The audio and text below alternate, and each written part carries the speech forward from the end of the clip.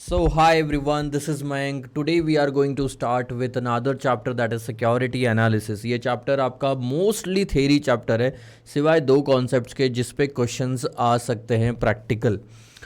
तो sir security analysis जैसे कि मैंने लास्ट लेक्चर के एंड में कहा था कि please make sure security analysis की एक बार आप थेरी पढ़ के आएँ, उसके बाद आपको रिवाइज चार्ट से करना है हर बार ताकि आप हमेशा याद रखें कि क्या क्या पूछा जा सकता है।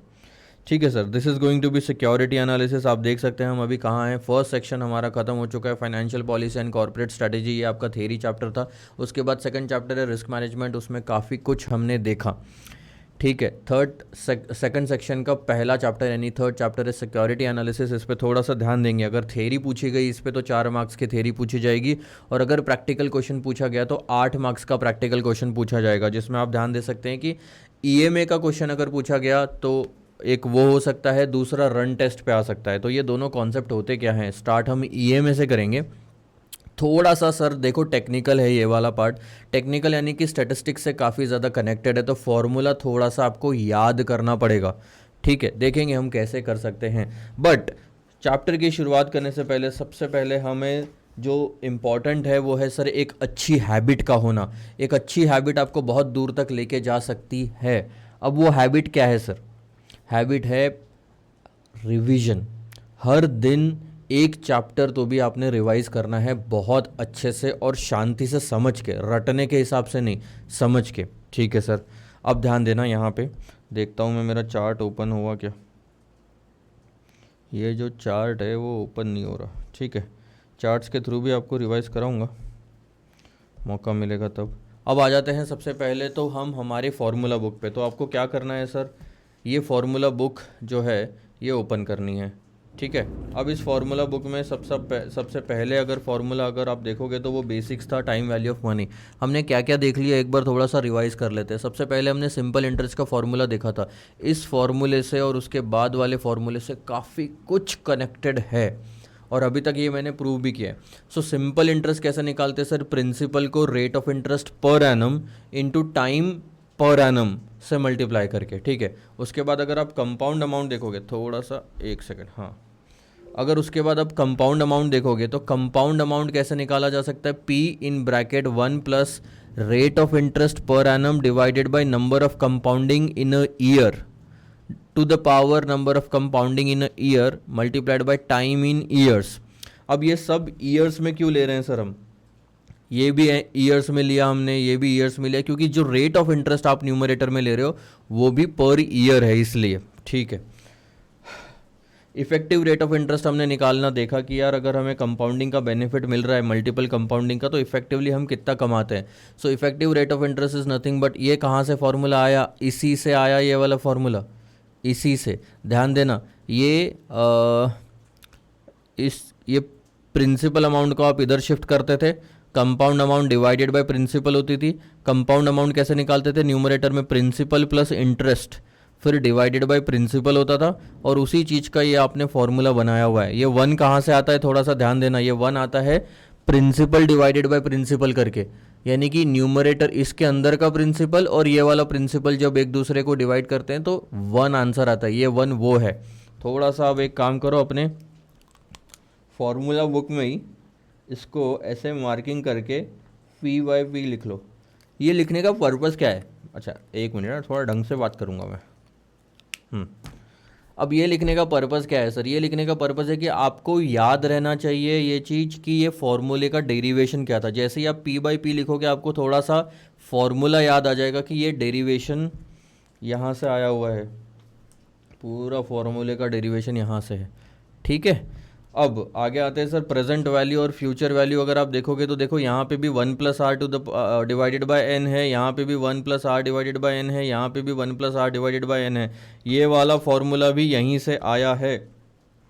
फ्यूचर वैल्यू को ऐसे एरो देके यहाँ पे लिख लो आपकी कंपाउंड अमाउंट, और प्रेजेंट वैल्यू को एरो देके यहाँ पे लिख लो प्रिंसिपल। जैसे ही ये लिखोगे आपको आइडिया आ जाएगा कि यार ये तो फॉर्मूला ऊपर से ही आया हुआ है। ठीक है, उसके बाद अच्छा प्रेजेंट वैल्यू का फॉर्मूला फिर क्या बनता है? इसी को जब आगे बढ़ाते जाते हो तो present value is equal to future value into present value factor. थोड़ा ध्यान देना, present value factor is nothing but 1 divided by 1 plus r. Normally यही होता है, ये बाकी का divided by n to the power n t नहीं लेना पड़ता। जैसे equal to equal to equal to equal to दबाते हो आप ये करने के बाद में, तो आपका हर साल का प्रेजेंट वैल्यू फैक्टर आते जाता है। ओके सर, अब आते हैं सर फिफ्थ वाले पार्ट पे, जो कि है प्रेजेंट वैल्यू ऑफ एन्युटी। ये कब यूज़ होता है? जब एक ही फिगर को 5 बार दिया होता है या कंटिन्यूस रिपीट होती है वो फिगर, और उन सब का प्रेजेंट वैल्यू निकालना होता है। तो instead of taking all the figures for 5 to 7 times, हम एक ही बार वो फिगर लेते हैं और सारे प्रेजेंट वैल्यू फैक्टर की टोटल करके मल्टीप्लाई करते हैं, ताकि हमें प्रेजेंट वैल्यू मिल जाए उन सारे एन्युटीज़ की। इसे कहते हैं present value of annuity. Okay, ये वाला PVAF आप कैसे निकालते हो कैलकुलेटर पे? 1 divided by 1 plus r equal to M plus equals to M plus equals to M plus. जितना साल का प्रेजेंट वैल्यू फैक्टर टोटल करना है उतनी बार इक्वल्स टू एम प्लस दबाना है, और आखिरी में आपको मेमोरी रिकॉल करना है MRC दबा के।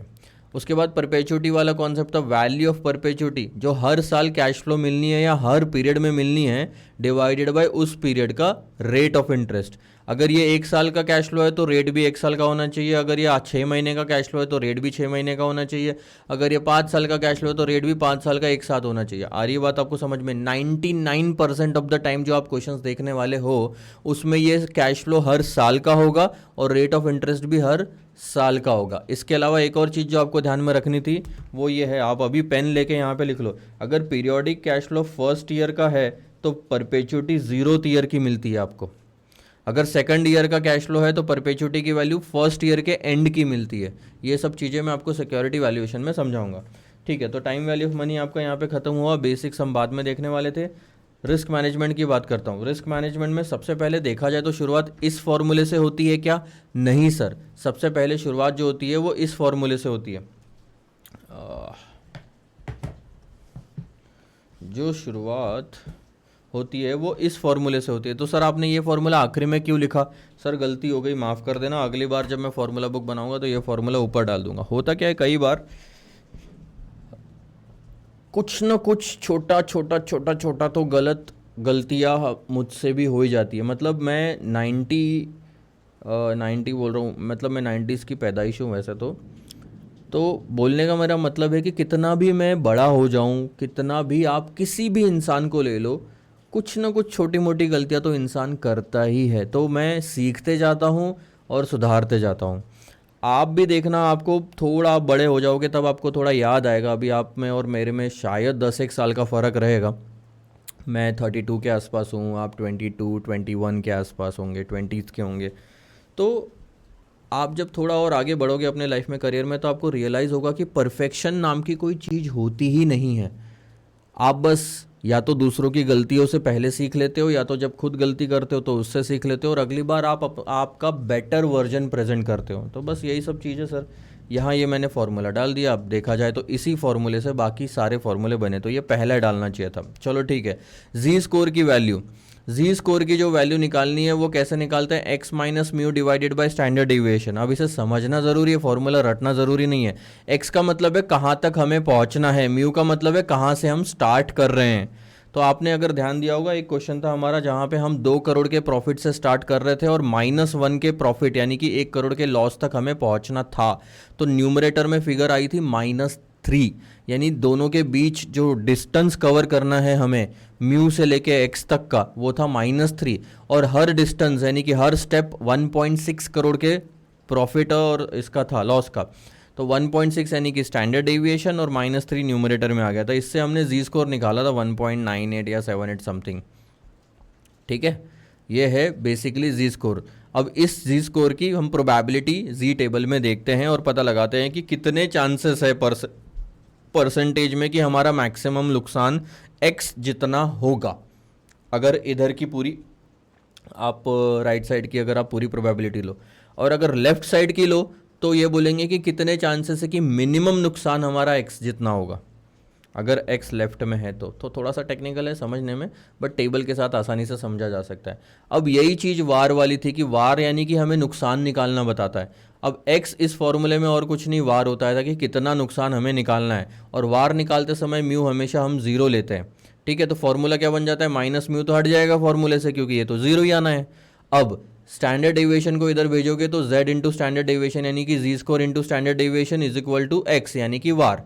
तो यही हमारा फॉर्मूला बना, var is equal to Z score into standard deviation, ठीक है। अब अगर ये टी डेज के बजाय अगर एक दिन के बजाय 5 दिन का होता और आपको स्टैंडर्ड डेविएशन एक ही दिन का दिया रहता तो आप क्या करते, एक दिन के स्टैंडर्ड डेविएशन को अंडर रूट उतने दिन से करते जितने दिन का वार आपको निकालना है। सो 5 दिन। बेसिकली स्पीकिंग आपको जो वार निकालना होता है टी डेज का, मान लो 5 दिन का वार निकालना है तो स्टैंडर्ड डेविएशन भी 5 दिन का लेना चाहिए, और अगर एक दिन का दिया है तो अंडर रूट 5 कर दो, ठीक है। अब ये जो zero score into standard deviation of one day, इसको वार फॉर वन डे भी कहा जाता है। तो वार निकालने के ये 3 अलग अलग फॉर्मूले हो सकते हैं जो एक दूसरे से ही निकले हैं, तो अलग अलग नहीं है, बट मैंने जानबूझ के ऐसा लिखा था कि आपको अगर कोई क्वेश्चन में ऐसा आ गया कि एक दिन का वार इतना है, लेट से 10 लाख रुपए, और हमें 5 दिन का वार निकालना है, तो आप तो निकाल ही नहीं पाओगे अगर आपने ये पहला वाला फॉर्मूला रटा हुआ है, क्योंकि आप बोलोगे जी स्कोर का है, नहीं है, आप बोलोगे स्टैंडर्ड डेविएशन का है, नहीं है, तो तकलीफ में फंस जाओगे। तो ऐसा नहीं होना चाहिए। उसके बाद में मैंने यही बोला, स्टैंडर्ड डेविएशन अगर मल्टीपल डेज के निकालना है तो एक दिन का इंटू टी डेज कर लो। अगर आपको स्टैंडर्ड डेविएशन वीकली दिया है तो अंडर रूट उतने वीक्स होने चाहिए जितना आपको चाहिए। जैसे एक साल का निकालना है तो एक साल के लिए 52 वीक्स होते हैं, तो 52 या 50 वीक्स इसके अंदर आप लोगे। उसके बाद में पोर्टफोलियो वेरिएंस इन करेंसी, ब्रैकेट में जानबूझ के करेंसी लिखा हुआ है, क्यों सर? क्योंकि करेंसी में वेरिएंस निकालते समय वेट का इस्तेमाल कहीं पे भी नहीं होता। आपने देखा होगा हमने स्टैंडर्ड डेविएशन यूज़ करे, अच्छा हमने वो फॉर्मूलेस तो अभी तक याद ही नहीं करे, एक्सपेक्टेड रिटर्न और स्टैंडर्ड डेविएशन वाला, वो पोर्टफोलियो में देख लेंगे। सो वेरिएंस अगर आपको निकालना है तो ये स्क्वायर के फॉर्मेट में निकलता है, standard deviation of first investment का square plus standard deviation of second investment का square plus 2 into standard deviation of first investment second investment into correlation coefficient of A B. आपको याद है कोरिलेशन कोएफिशिएंट जो है दोनों दो सिक्योरिटीज़ के बीच में वो -1 से 1 के बीच तक का होता है, उसका एक रेंज होता है। वेट्स क्यों नहीं लिखे गए हैं यहाँ पे, मैंने एग्जाम्पल देके आपको समझाया था, यहाँ पे उसी के बारे में लिखा है कि परसेंटेज के टाइम पे लोगे, रुपीज़ के टाइम पे नहीं लोगे, क्योंकि आंसर सेम आता है। पोर्टफोलियो वार की बात करते हैं सर, जैसे आप पोर्टफोलियो का वेरिएंस निकालते हैं वैसे ही पोर्टफोलियो का वार निकाल सकते हैं। तो portfolio var square is equal to var of A square plus B square, var of B square plus 2 into var of A, var of B और correlation coefficient of A B. इन सब के अलावा अगर आप इस फॉर्मेट से भी निकाल सकते हैं। पोर्टफोलियो का वार अगर निकालना है तो जी स्कोर इंटू पोर्टफोलियो का स्टैंडर्ड डेविएशन ले लो। आ रही है बात आपको समझ में? यही है वो फॉर्मूला। इसी के साथ हमारा ये सब चीज़ें खत्म हुई। अब मैं सिक्योरिटी एनालिसिस पे आता हूँ। सर सिक्योरिटी एनालिसिस का अगर आप फॉर्मूला देखोगे तो सबसे पहले है सर एब्सोल्यूट ब्रेथ इंडेक्स वाला फॉर्मूला। ये आप थोड़ा इग्नोर करके चलो। इग्नोर क्यों करके चलो सर? सिलेबस में नहीं है क्या? सिलेबस में है, ठीक है। हम इस पर ज़्यादा डिस्कशन इसलिए नहीं कर रहे क्योंकि फर्स्ट ये फास्ट ट्रैक बैच है, सेकंड आज तक कोई क्वेश्चन इस पर पूछा नहीं गया, थर्ड कोई प्रैक्टिकल क्वेश्चन आपका स्टडी मटेरियल में भी नहीं दिया हुआ है। बट इन केस आता है तो थोड़ा सा ध्यान दो। हम ये जो चैप्टर देख रहे हैं ये सिक्योरिटी यानी कि मोस्टली इक्विटी शेयर, अगर आपने थ्योरी पढ़ ली है तो अब मेरी बातों को थोड़ा सा आप समझ पाओगे, इसीलिए मैं बोल रहा हूँ। यहाँ पे भी आपके पास मौका है, आप ये लेक्चर बंद करके पहले थ्योरी पढ़ सकते हो। आप बोलोगे सर मेरे को पहले फास्ट ट्रैक आपकी कंप्लीट करनी है उसके बाद मैं थ्योरी पढ़ते बैठूंगा, तो मैं आपको बता रहा हूँ मेरे और आपकी उम्र में 10 साल का फ़र्क है, थोड़ा सा मेरा लिहाज रख लो। एक्सपीरियंस से ही बता रहा हूँ, मैं गलतियों से ही बता रहा हूँ। आप ये कोशिश मत करो बिल्कुल भी कि सर मैं अपनी गलती खुद करूँगा और मैं अपना खुद सीखूँगा। अगर आपको किसी महान वैज्ञानिक या महान इंसान ने कहा है कि अगर किसी इंसान ने अपनी पूरी उम्र में 50 साल की उम्र में गलतियां कर करके वो सीखा है और वो सारी गलतियां उसने एक बुक में लिखी है कि उसने क्या गलतियां की, तो आप अगर उसी फील्ड में हैं तो आप उसकी वो बुक से अपने 50 साल बचा सकते हैं। अगर आप वो बुक नहीं पढ़ोगे तो 50 साल आप भी उन्हीं गलतियों को करके वापस सीखने में लगा दोगे। आ रही है बात आपके समझ में? तो वो गलतियां आप एक झटके में हटा सकते हो, आप नई गलतियां या उसके आगे बढ़ सकते हो, उस इंसान के आगे बढ़ सकते हो। अगर आपने वो बुक पूरी पढ़ ली तो आप मेरे से भी बहुत आगे जा सकते हो, जो कि मैं चाहता हूँ। ठीक है। तो मैं मेरी गलतियों का एक्सपीरियंस प्लस मेरे अंडर में जितने स्टूडेंट्स थे आज तक, उन स्टूडेंट्स का एक्सपीरियंस को कैलकुलेट करके बता रहा हूँ। थोड़ा सा मुझ पे भरोसा रखो, थेरी पहले पढ़ो उसके बाद यहाँ पे आओ, ठीक है। तो भले की बात कर रहा हूँ, बाकी तो आपकी मर्ज़ी है ही। ठीक है सर। एब्सोल्यूट ब्रेथ इंडेक्स अगर है, एब्सोल्यूट ये सिक्योरिटी का मतलब मोस्टली हम इक्विटी शेयर्स जो खरीदना चाहते हैं उसका एनालिसिस करेंगे। एनालिसिस का मतलब क्या होता है कि मान लो मेरे को टाटा मोटर्स का शेयर खरीदना है, अब टाटा मोटर्स का शेयर मैं खरीदूं कि नहीं खरीदूं, इन सब चीज़ों का एनालिसिस आप करते हो, मार्केट का एनालिसिस करते हो। तो यही सब चीज़ें इस चैप्टर में दी हुई है। एब्सोल्यूट ब्रेथ इंडेक्स निकालने का तरीका है कि कितने स्टॉक्स ऊपर जा रहे हैं। मान लो आपके पास में 50 स्टॉक है, 50 में से 30 स्टॉक्स का आज जो क्लोजिंग था वो ग्रीन रहा। ग्रीन रहा यानी कि वो पॉजिटिव या गेन करे, यानी उन्होंने वो शेयर प्राइसेस उनकी आज बढ़ी है। तो 30 शेयर्स की प्राइसेस अगर बढ़ी है तो यहाँ पे 30 आ जाएगा। Number of advancing stocks minus number of declining stocks. अब मैंने कितना बोला, 50 शेयर्स है मान लो, एग्जाम्पल दे रहा हूँ, बाकी तो कहीं कोई प्रॉब्लम है नहीं। इन मत बोलने का मतलब है कि अगर एग्ज़ाम में कुछ ना कुछ आ ही जाता है तो कुछ तो करके आओगे ही ना आप। गलत सलत कुछ भी लिखो लेकिन लिख के आओ। अब ध्यान दो, मान लो टोटल 50 स्टॉक्स है, ठीक है। 50 में 30 स्टॉक्स आपके, 30 स्टॉक्स जो है आपके ऊपर गए थे, और बाकी 20 में से मान लो 15 स्टॉक्स आपके डाउन गए थे, नीचे गए थे, मतलब रेड में ख़त्म हुए वो, उनमें आज लॉस हुआ है वो, ठीक है। तो फॉर्मूला देखो क्या था आपका, अरे थोड़ा सा रख गया। फॉर्मूला देखो, number of advancing stocks minus number of declining stocks divided by total issues traded.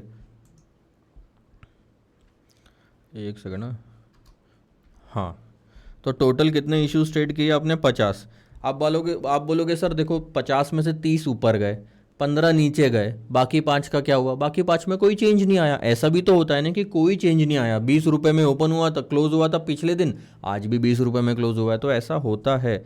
सो 30 में से 15 गए, 15 बचे, डिवाइडेड बाय 50 कर लो, तो ये आपका एब्सोल्यूट ब्रेथ इंडेक्स आ जाता है 0.3। ठीक है, आया समझ में। अब ध्यान देना, टोटल इश्यूज ट्रेडेड की है advancing stocks plus declining stocks plus stocks. अच्छा, ये यहाँ पे एक करेक्शन करो, करो करो करो।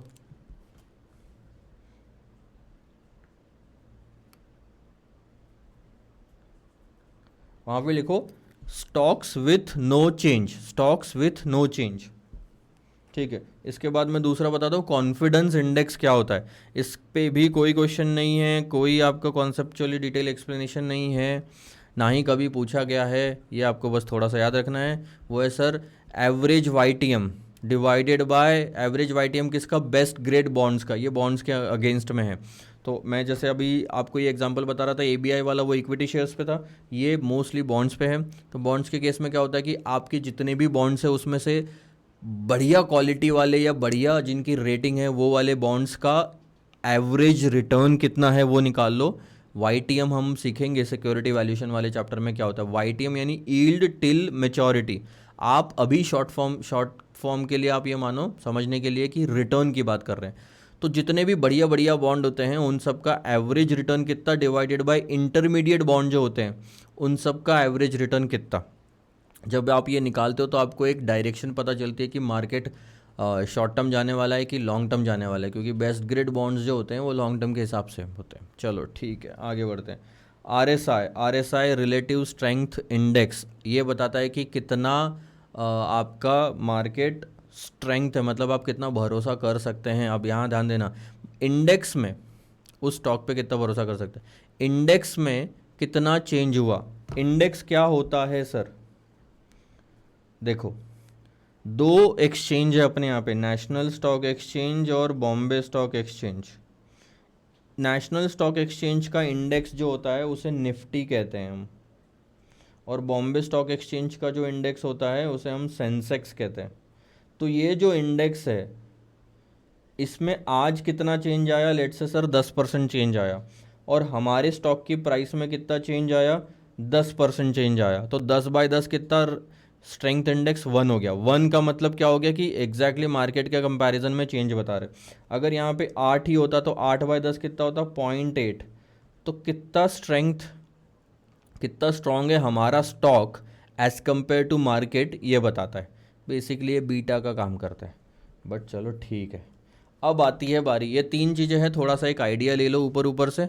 अब आती है बारी यहाँ से, यहाँ ये भी आपका जो मूविंग एवरेज है इसके बारे में मैं बताऊंगा। यहाँ से लेके आपके प्रैक्टिकल क्वेश्चन है, तो प्रैक्टिकल क्वेश्चन मेनली तो सिर्फ इसी फॉर्मूले पे, एक्सपोनेंशियल मूविंग एवरेज जिसकी हम बात कर रहे हैं, जिस पे हम क्वेश्चन देखने वाले हैं। मोस्टली जो प्रैक्टिकल क्वेश्चन आप देखोगे वो इसी पे देखोगे अभी, एक्सपोनेंशियल और वेटेड मूविंग एवरेज। आप एक काम करो, ये वेटेड वर्ड हटा दो, थोड़ा हटा ही दो, क्योंकि वेटेड का एक और मतलब निकलता है तो आप फालतू में कंफ्यूज हो जाओगे। और उसके बाद ये रन टेस्ट एनालिसिस आएगा, तो रन टेस्ट के बारे में मैं आपको बाद में बताता हूँ। अभी हम बात करते हैं सर अरिथमेटिक्स, और यानी कि सिंपल मूविंग एवरेज की, और यह है एक्सपोनेंशियल मूविंग एवरेज की। वेटेड का थोड़ा सा हम इस्तेमाल करेंगे बोलने के लिए, बट बाकी यहाँ से हटा दो।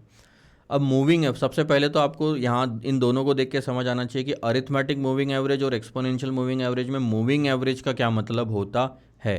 तो थोड़ा सा मैं एक आपको आइडिया देता हूँ कि स्टॉक की प्राइसेस किस डायरेक्शन में मूव हो रही है, ऊपर ऊपर ऊपर ऊपर, नीचे नीचे नीचे, ऊपर, फिर ऊपर नीचे। तो ये जो डायग्राम बनती है वो चीज़ यहाँ पे इम्पॉर्टेंट है, ठीक है। तो मैं आपको अब अपने इसमें एक एग्जांपल बताता हूँ, थोड़ा ध्यान देना। देखो, तो अब हम चालू करेंगे सर मूविंग एवरेजेस के बारे में। मैंने थोड़ा सा गूगल पे जो डिटेल्स है वो निकाली है, एक आध चार्ट निकाला है, काफ़ी अच्छा सा चार्ट है, इससे काफ़ी कुछ क्लियर हो जाएगा। सबसे पहली बात तो आप समझिए कि मूविंग एवरेजेस का मतलब क्या है। मूविंग एवरेजेस का मतलब होता है कि आप एक तरह से पुरानी प्राइसेस का, शेयर्स के पुराने प्राइसेस का एवरेज निकाल रहे हो। अब ये बेसिकली क्यों निकाला जाता है, आप अगर पिछले 15 दिन के, 30 दिन के, 60 दिन के, 90 दिन के, 10 दिन के शेयर प्राइसेस की टोटल करके एवरेज निकालते हो, तो उससे एक आपको आइडिया आता है कि पिछले 20 दिनों में या 10 दिनों में ऑन एन एवरेज प्राइस क्या रही है। तो आगे के डिसीजंस लेने के लिए या आगे शेयर की प्राइसेस क्या हो सकती है, ये एस्टिमेट लगाने के लिए मूविंग एवरेज काम आता है मोस्टली। इसके अलावा कई सारे टेक्निकल एनालिसिस के कॉन्सेप्ट्स है जहाँ पे ये मूविंग एवरेज का इस्तेमाल होता है। तो अब आपको ये समझ में आ गया कि मूविंग एवरेज का पर्पस क्या है। पुराने डेटा को एनालिसिस करके, चैप्टर का नाम क्या है, सिक्योरिटी एनालिसिस। पुराने डेटा पे एनालिसिस करके एक कंक्लूजन पे आएंगे जिससे हम अंदाज़ा लगाएंगे कि आगे मार्केट बढ़ने वाला है या गिरने वाला है। तो फ्यूचर की प्राइसेस को थोड़ा बहुत एस्टिमेट लगाने के लिए हम ये सब करते हैं। अब एवरेजेस दो तरह के होते हैं, मूविंग एवरेजेस यहाँ पे दो तरह के हैं। सबसे पहला है सर सिंपल मूविंग एवरेज। अब सिंपल मूविंग एवरेज जो है ये बहुत ही सिंपल है समझने के लिए। सो लेट्स से ये है आपके डे, और आज से लेके ये 5वां दिन था, फिर चौथा दिन, फिर तीसरा दिन, फिर दूसरा दिन, फिर पहला दिन। मतलब अगर मैं कल की बात करूँ तो ये है वो एक दिन का गैप जो आया। परसों की बात करूंगा उसके पहले की, ये पहले की, ये पहले की। तो सबसे पुराना दिन कौन सा है इसमें, ये वाला 5वां दिन, जो 5 दिन पुरानी प्राइस, ठीक है। तो लेट्स से स्टॉक की प्राइस है ABC की, हम ऐसा लेके चलते हैं कि स्टॉक ABC शेयर होगा कोई, उसकी प्राइस चल रही है तकरीबन 40 रुपये। यहाँ पे वो 38 हुई, गिरी, फिर यहाँ 48 पे क्लोज़ हुआ, फिर 45 पे क्लोज़ हुआ, और फिर 50 पे क्लोज़ हुआ, ठीक है। या फिर आप थोड़ा 45 से 46 पे क्लोज़ हुआ, ऐसा लेके चलो। अब अगर हमें सिंपल मूविंग एवरेज निकालना है तो हम क्या करेंगे, सारी प्राइसेस को टोटल करेंगे। 40 थी पहले, फिर 38 थी, फिर 41 थी, 45 थी, फिर 46 थी, और divided by number of observation, यानी कि कितने दिन की प्राइसेस है 5, तो डिवाइडेड बाय 5 कर दिया। एवरेज निकालना तो आता है, ये सबसे सीधा और सिंपल तरीका है एवरेज निकालने का। तो ये आती है 42, ठीक है सर। एवरेज प्राइस आपकी आ गई 5 दिन की 42 में। एक बार वापस से टोटल कर लेता हूँ, 46, 45, 41, 38 और 40 डिवाइडेड बाय 5, 42, ठीक है। अब ये था सिंपल मूविंग एवरेज का कॉन्सेप्ट, लेकिन अब इस कॉन्सेप्ट में है कुछ ड्रॉबैक्स, इस कॉन्सेप्ट में कुछ प्रॉब्लम है। इसी वजह से दूसरा कॉन्सेप्ट आया एक्सपोनेंशियल मूविंग एवरेज, जिसको शॉर्ट फॉर्म में EMA कहते हैं। ठीक है, इसके बारे में बात करेंगे, बट ये कॉन्सेप्ट जिस वजह से आया वो वजह जानना ज़रूरी है। अब आप ध्यान दो, सिंपल मूविंग एवरेज कितना आया है 42, यानी कि कल की प्राइस 42 के आसपास हो सकती है।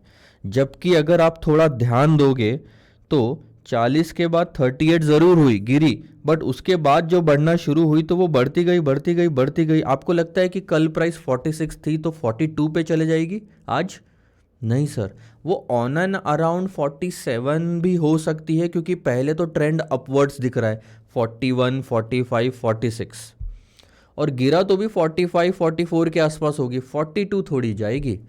तो सिंपल मूविंग एवरेज क्या करता है पता है? आपको फ्यूचर के बारे में गुमराह करता है। ये आपको प्रॉपर या एस्टिमेट बराबर बताता नहीं है कि प्राइस कहाँ जाएगी। ये तो सिर्फ इसका काम है 5 दिन के प्राइसेस को टोटल करके एवरेज कर लेना। अब मैं आपको और एक चीज़ बता रहा हूँ, ध्यान देना। आप इस 38 को बदल दो, या फिर मैं थोड़ा सा ऐसे करता हूँ, 38 की जगह आप एक काम करो 35 कर दो, जो 4 दिन पुरानी प्राइस थी, और फिर से अगर आप एवरेज निकालोगे तो it will be like this, 46 + 45 41, 35 + 40 divided by 5, यहाँ पे आ जाएगा 41.4। क्या लगता है आपको आज प्राइस 41.4 जाएगी, जबकि प्राइस थी 46 कल की? उसके पहले थोड़ी सी कम थी, उसके पहले थोड़ी सी कम थी। यानी आप देख रहे हो 3 दिन से मार्केट ऊपर जा रहा है और एकदम से आज 41 चले जाएगी प्राइस, ऐसा लगता है आपको? होने को तो कुछ भी हो सकता है, बट जो ट्रेंड बोलता है वो ये है कि सर 46 के आसपास रहेगी। तो 4 दिन पहले की कोई प्राइस इतनी गिरी थी, तो आज प्राइस 41.4 होगी, इसके चांसेस कम है। तो ऑल एंड ऑल मेरा ये बोलना है कि ये जो फिगर है ये आपको रॉन्ग परसेप्शन देती है आगे की प्राइसेस का। ठीक है, क्यों रॉन्ग परसेप्शन देती है मैं ये भी बताता हूँ। रॉन्ग परसेप्शन इसलिए देती है क्योंकि जैसे ही आप इन पांचों फिगर को 5 से डिवाइड करते हो, आपने सबके होने के चांसेस इक्वल कर दिए। हर दिन की प्राइसेस के होने के चांसेस 20% कर दिए। यानी कि आज प्राइस 46 हो सकती है, इसकी 20% प्रोबेबिलिटी है। आज प्राइस 45 हो सकती है, इसकी 20% प्रोबेबिलिटी, इसकी भी 20% प्रोबेबिलिटी। आप ये बोल रहे हो कि आज प्राइस 38 भी जा सकती है, इसके चांसेस 20% है। कैसे पॉसिबल है? आपको नहीं लगता कहीं से भी कि आज जो प्राइस होगी वो मोस्टली डिपेंड करती है कल की प्राइस पे, ना कि बहुत पुरानी प्राइस पे? तो कल की प्राइस को, यानी कि रीसेंट डेटा को ज्यादा वेटेज मिलना चाहिए as compare to the old data. इसका अब उतना वेटेज नहीं रहा सर जितना इसका रहा है। मैं आपको दूसरे एग्जांपल से भी समझाता हूं, ठीक है।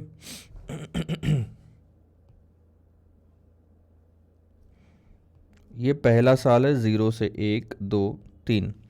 मैं कल क्या करूंगा, ध्यान देना, मैं कल क्या करूंगा ये मैं आपको अच्छे से बता सकता हूं। आज फास्ट ट्रैक बैच चल रही है, अगले 2 महीने तक मैं फास्ट ट्रैक बैच ही रिकॉर्ड कर रहा हूं, इंग्लिश और हिंदी वाली, ये मुझे पता है और ये मैं बता भी सकता हूं। लेकिन आज से ठीक 3 साल बाद मैं क्या करूंगा जुलाई अगस्त में, मुझे नहीं पता। आप बता सकते हो, आपको भी नहीं पता कि आज से ठीक 3 साल बाद जुलाई अगस्त में आप क्या करने वाले हो। बट आप अगले महीने का या उसके अगले महीने का क्या करने वाले हो ये आपको पता है कि यार अटेम्प्ट आने वाला है, तो हम पढ़ रहे हैं, तो हम तो पढ़ाई करेंगे। बोलने का मतलब यह है कि जब गैप बढ़ जाता है तो अनसर्टनिटी बढ़ जाती है, तब बताना मुश्किल हो जाता है, तब एस्टिमेट लगाना मुश्किल हो जाता है। तो यहाँ पे भी तो सेम अप्लाई होता है कि जब गैप बढ़ जाती है तो उस डेटा की वैल्यू कम हो जाती है। डेटा की वैल्यू कम हो जाती है, एस्टिमेट लगाना मुश्किल हो जाएगा। आप पता नहीं लगा सकते कि आज प्राइस क्या होगी। आप कल की प्राइसेस का पता आज क्या कर रहे हो उससे लगा सकते हो, लेकिन आज से ठीक 3 साल पहले क्या करा था उससे तो शायद नहीं लगा सकते कि आज जो कर रहे हो, आज आप जो भी कर रहे हो वो शायद आपने 3 साल पहले नहीं सोचा था। सिचुएशन बदलती है। सेम चीज यहां पे है। सिंपल मूविंग एवरेज में एक प्रॉब्लम है कि 3 साल पहले वाले डेटा को भी उतना ही इंपॉर्टेंस मिलता है जितना कल की प्राइस को मिल रहा है, और यही नहीं होना चाहिए, इसीलिए आया एक्सपोनेंशियल मूविंग एवरेज। तो क्या सर एक्सपोनेंशियल मूविंग एवरेज में रीसेंट प्राइस को ज्यादा वेट मिलता है, ऐसा बोलना चाहते हैं आप? एग्जैक्टली मैं यही बोलना चाहता हूं कि जितना पुराना डेटा रहेगा उतना वेट कम होता है, जितनी रीसेंट प्राइस होती है उतना वेट ज्यादा होता है। यानी 46 को सबसे ज्यादा वेट मिलेगा as compare to rest of the data. यही तो हम बोलना चाहते हैं कि कल की प्राइस से तो हम आज का अंदाज़ा काफ़ी आसानी से लगा सकते हैं, लेकिन 5 दिन पुरानी प्राइस या 5 साल पुरानी प्राइस से तो हम शायद आज का अंदाज़ा नहीं लगा सकते। आपको आ रहा है समझ में? तो सिंपल मूविंग एवरेज का जो प्रॉब्लम था वो ये था कि वो हर प्राइस को, रीसेंट प्राइस को भी और ओल्डेस्ट प्राइस को भी सेम वेट देता था। ठीक है, तो मैं आपसे रिक्वेस्ट करूंगा कि सबसे पहले तो आप ये फॉर्मूला बुक ओपन करो। फॉर्मूला बुक ओपन करते ही ये अरिथमेटिक मूविंग एवरेज पे आओ, पेज नंबर है 5। अरिथमेटिक मूविंग एवरेज पे आने के बाद ऐसा मार्किंग करो, यहाँ पे मार्किंग करो, यहाँ पे काफ़ी जगह बची हुई है, यहाँ पे इतनी जगह जो बची है पेज नंबर 6 में, यहाँ पे लिखो, मैं कुछ लिखवा रहा हूँ।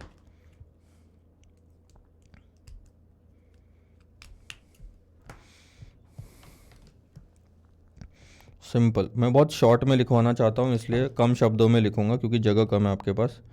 ड्रॉबैक, ऐसा एरर ये दे दो, ड्रॉबैक ऐसा आपने दे दिया।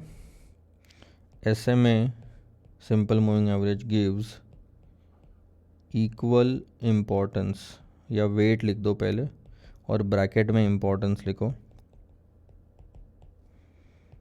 To recent as well as oldest prices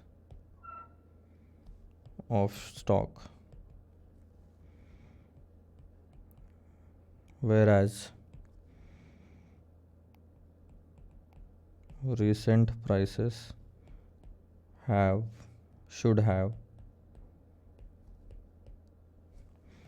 more weightage। देखो अब आप लिख सकते हो वहाँ पे तो ठीक है, नहीं तो कहीं और थोड़ा सा शिफ्ट करो। उसके बाद आपको मोर वेटेज को और रीसेंट प्राइसेस को अंडरलाइन करना है और मार्क करके सिर्फ एक शब्द लिख दो, EMA।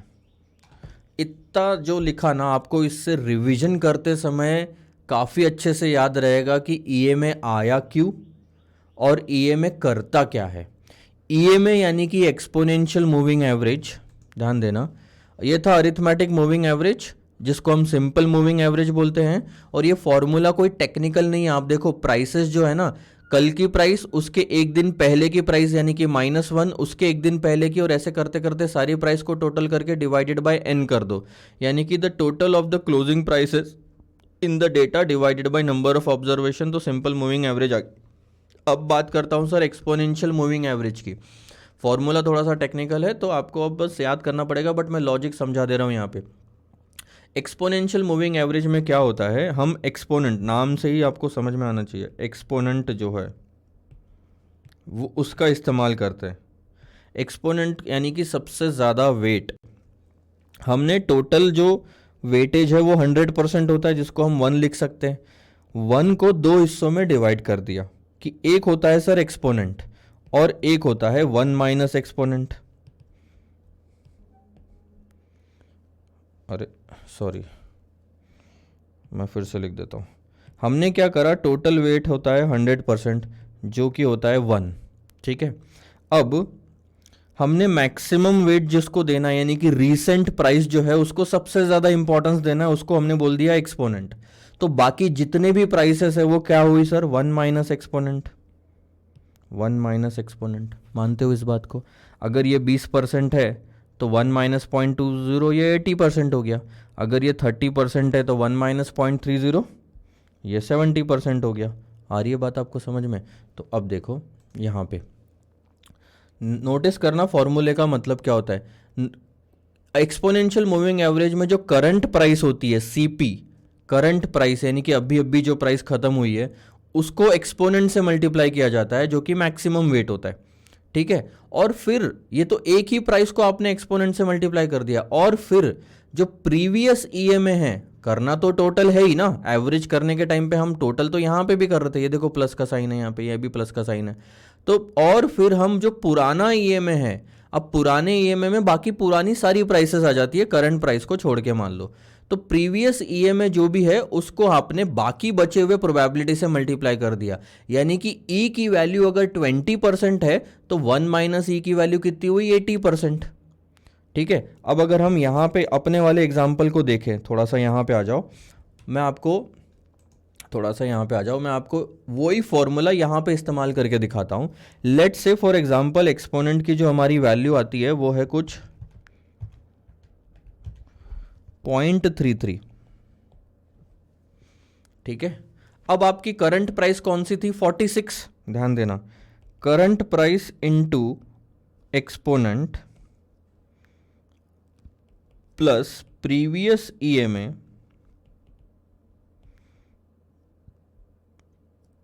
Into 1 minus exponent. अब करंट प्राइस थी आपकी 46, इसको आपने 0.33 से मल्टीप्लाई कर दिया, ठीक है। बात आती है क्योंकि कहीं ना कहीं से शुरू करना है, तो आप प्रीवियस ईएमए जो आपको दिया होता है इसको आप सिंपल मूविंग एवरेज भी मान सकते हो जब पहली बार स्टार्ट कर रहे हो तब। दूसरे दिन के लिए तो आपके पास ईएमए की फिगर आई जाएगी, लेकिन पहली बार ईएमए की फिगर निकालना है तो वहां पे आप सिंपल मूविंग एवरेज ले सकते हो। तो इन चार प्राइसेस का मैं सिंपल मूविंग एवरेज ले लेता हूं, 45 प्लस 41 प्लस 38 जो पुरानी प्राइस थी प्लस 40 डिवाइडेड बाय 4, तो वो आती है 41, ठीक है। तो सिंपल मूविंग एवरेज जो 2 से लेके 5 दिन की 4 दिन की थी उसको हमने कितना वेटेज दिया, 1 माइनस 0.33। उसमें चारों प्राइसेस को हमने इक्वल वेट दिया है, बट करंट प्राइस को हमने सबसे ज़्यादा वेट दिया है। सो 46 मल्टीप्लाई होगा 33% वेट से, और 41 जो एवरेज था वो मल्टीप्लाई होगा 67% से। बट आप थोड़ा ध्यान देना, ये एक दिन की प्राइस है 46 जिसको 33% वेट मिल रहा है, लेकिन 41 4 दिन की प्राइसेस से निकल के आया है जिसको 67% वेट मिल रहा है। आप सोचो 67 डिवाइडेड बाय 4 भी अगर आप करते हो तो ऑन एन एवरेज हम हर दिन की प्राइस को सिर्फ 16 से 17% वेट दे रहे हैं। एक प्राइस को उसमें 16 से 17% वेट आ रहा है, जबकि यहां पे 46 की प्राइस को 33% वेट आ रहा है। तो एक चीज तो क्लियर है कि हमने रीसेंट प्राइस को ज्यादा वेटेज दिया है। अब अगर इससे आंसर निकालोगे तो कुछ ये आएगा